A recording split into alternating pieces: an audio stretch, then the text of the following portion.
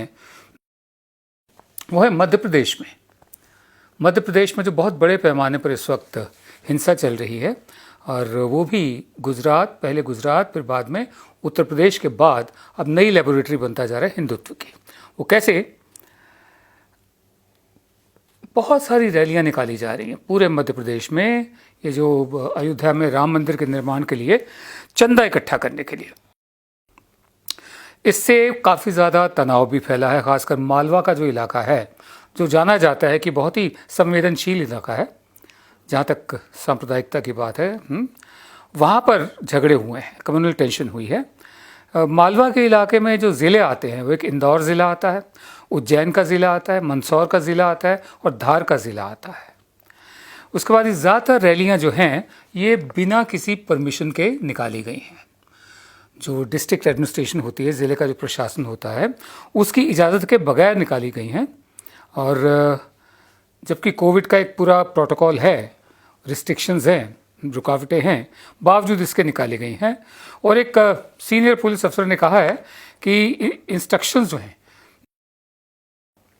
निर्देश दे दिए गए हैं कि मतलब बिना परमिशन के अब आगे से रैलियां नहीं निकाली जाएंगी। जो निकल गई हैं उनके जो आयोजक हैं, ऑर्गेनाइजर हैं, उनके बारे में कोई बातचीत नहीं की।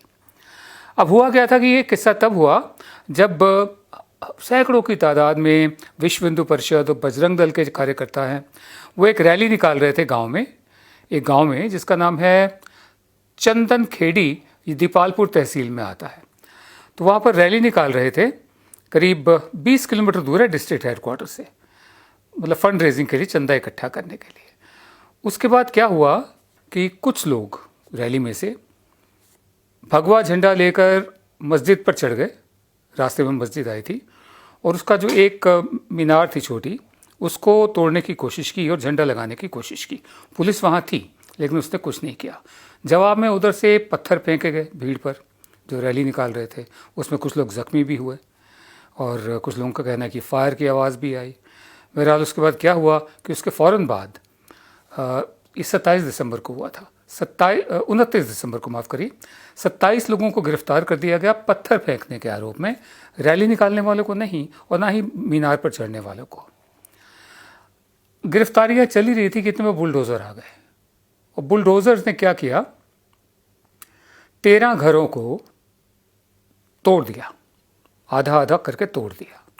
उस पर प्रतुल सिन्हा हैं, सब डिविजनल मैजिस्ट्रेट, उनका कहना है कि सड़क को पक्का करने का काम तो पहले से ही सैंक्शन था, वो करनी थी, लेकिन जब बुलडोज़र भेजा गया तो पाया कि सड़क बहुत तंग है, उसमें से एक फायर इंजन भी नहीं जा सकता, लिहाजा घरों को तोड़ना ज़रूरी था, जो वैसे ही गैर कानूनी ज़मीन पर बने हुए थे, जो सरकार की ज़मीन थी। सब कुछ एक के बाद एक होता गया। क्रोनोलॉजी समझिए आप। बहरहाल उसके बाद फिर क्या हुआ जी, शिवराज सिंह चौहान जो मुख्यमंत्री हैं, उन्होंने कहा कि एक बहुत सख्त कानून लाने जा रहे हैं वो पत्थर फेंकने वालों के खिलाफ, क्योंकि पत्थर फेंकना एक ऐसी चीज़ है, जो पत्थर फेंकने वाले एक तो समाज के दुश्मन हैं, ये कोई ऑर्डिनरी जुर्म नहीं है, ये इससे मौत भी हो सकती है, इससे दहशत भी फैल सकती है। इसलिए एक नया कानून लाया जाएगा जो सिर्फ पत्थर फेंकने वालों पर लागू होगा।